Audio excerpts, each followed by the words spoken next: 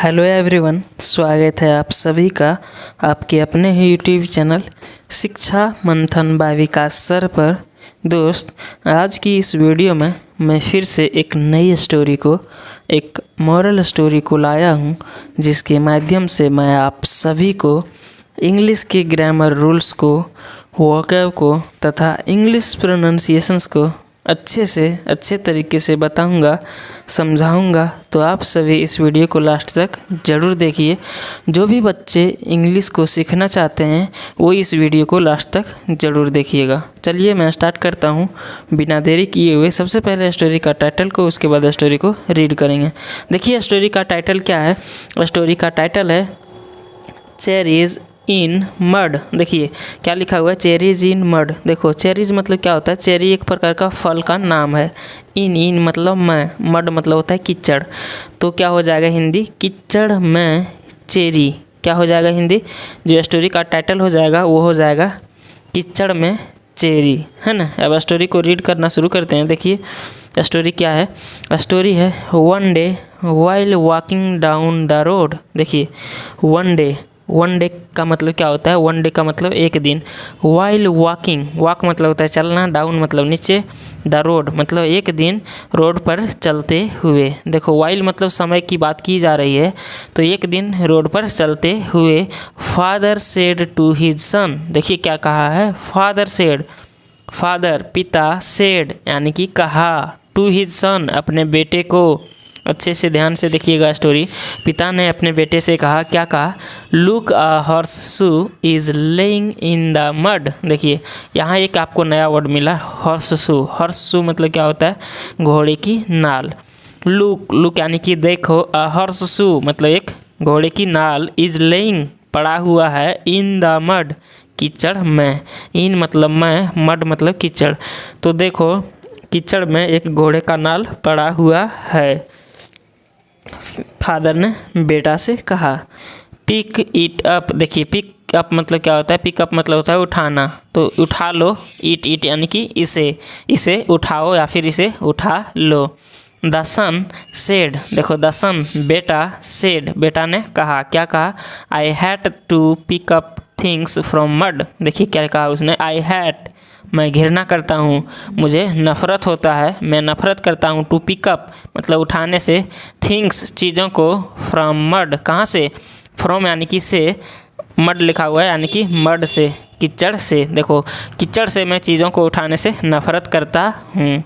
The father pick up, देखो picked up verb की second form लगाया है, the horseshoe and keep it in his pocket. देखो क्या कहा है, द फादर पिकड अप पिता ने उठा लिया, द हॉर्स शू किसको, घोड़े की नाल को, एंड और कीप इट नहीं है, कैप्ट इट है। देखो कीप मतलब होता है रखना, कैप्ट जो है सो वर्ब की सेकंड फॉर्म, और इसे रखा इन हिज पॉकेट। इन मतलब मैं, हिज मतलब अपना, पॉकेट यानी कि पॉकेट में, है ना, अपने पॉकेट में रखा।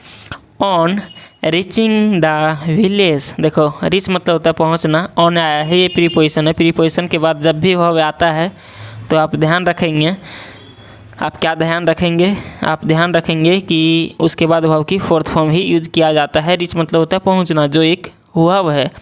तो ऑन रीचिंग मतलब पहुंचने पर, द विलेज यानी कि गांव पहुंचने पर, he sold the horseshoe and bought some cherries. देखो ही सोल्ड, देखो सेल मतलब होता है बेचना, सोल्ड जो है सो वर्ब की सेकंड फॉर्म है। ही सोल्ड उसने बेच दिया, द हॉर्स शू घोड़े की नाल को, एंड और बॉट सम चेरीज। देखो बाय मतलब होता है खरीदना, बॉट जो है सो वर्ब की सेकंड फॉर्म है।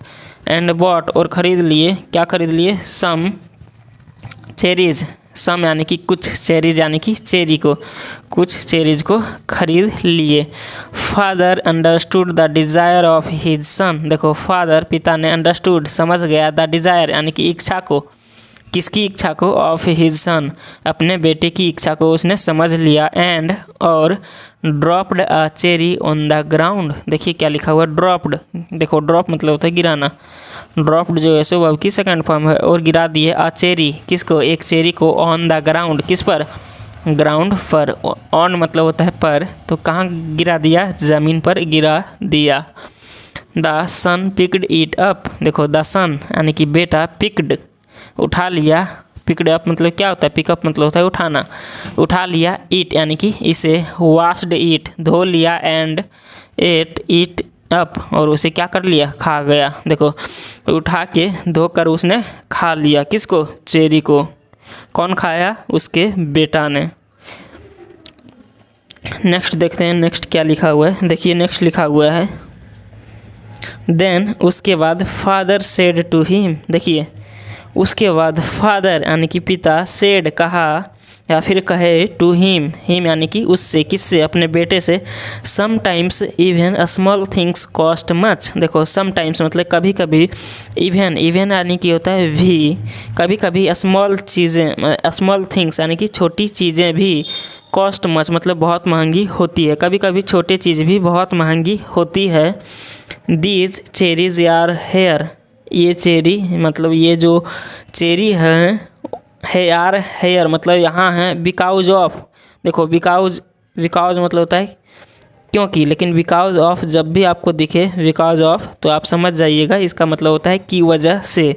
तो ये जो चेरी यहाँ है किसकी वजह से, की वजह से, किसकी वजह से, डैट हॉर्स शू मतलब उस घोड़े की नाल की वजह से ये जो चेरी है वो यहाँ है। डैट जो, you refuse to pick up जो तुमने क्या कर दिया था, इनकार कर दिया था। रिफ्यूज मतलब हो जाता है इनकार करना, रिफ्यूज जो है सो किस सेकंड फॉर्म है, जो तुमने इनकार कर दिया था। टू पिक अप उठाने से, फ्रॉम द मड, फ्रॉम यानी कि से, द मड, मड यानी कि कीचड़ से।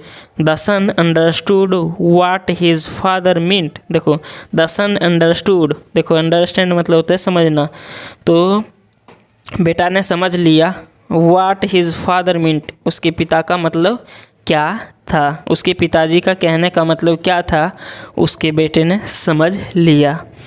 दोस्त अब इस स्टोरी का हम लोग मोरल देख लेते हैं। मोरल यानी कि शिक्षा, मोरल यानी कि शिक्षा, क्या मोरल है, लिटिल थिंग्स कॉस्ट मच। देखिए लिखा हुआ है लिटिल, लिटिल यानी कि छोटा, थिंग्स यानी कि चीज़ें, छोटी चीज़ें, कॉस्ट मच यानी कि बहुत ज़्यादा, कॉस्ट मतलब क्या होता है, कॉस्ट मतलब दाम होता है, मूल्य, छोटी चीज़ें का जो है सो कॉस्ट मतलब महंगा भी कह सकते हैं, छोटी चीज़ महंगा होती है। तो दोस्त इस स्टोरी में आप सभी को बहुत अच्छे वर्ड मिले होंगे और नया नया स्ट्रक्चर्स भी मिले होंगे। यदि आपको ये स्टोरी से कुछ सीखने को मिला है तो प्लीज़ मेरे चैनल को सब्सक्राइब कर दीजिए, वीडियो को लाइक कर दीजिए, वीडियो को दोस्तों के साथ शेयर कर दीजिए। मैं इसी प्रकार से रेगुलर आपके सामने एक नई स्टोरी को, एक मोरल स्टोरी को लाता रहूँगा और आप सभी को इंग्लिश सिखाने की, इंग्लिश की डर भगाने की प्रयास करता रहूँगा। तो हम लोग फिर मिलेंगे नए वीडियो में, तब तक के लिए जय हिंद। अपना ख्याल रखिए, अच्छे से पढ़िए, ध्यान से पढ़िए।